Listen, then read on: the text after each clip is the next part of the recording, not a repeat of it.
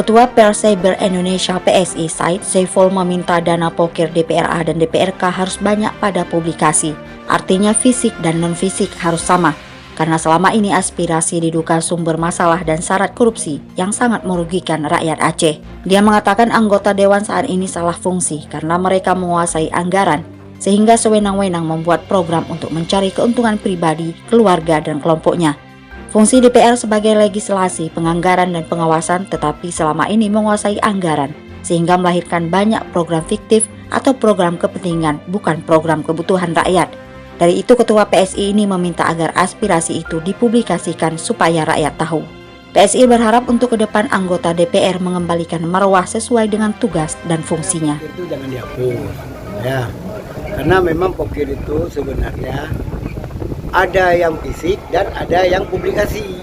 Ini khusus pokir publikasi, Pak.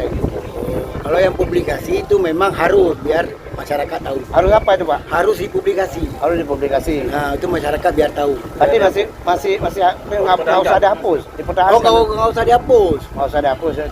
Dengan adanya publikasi, jadi masyarakat tahu mana fisik yang dikerjakan, mana yang tidak dikerjakan.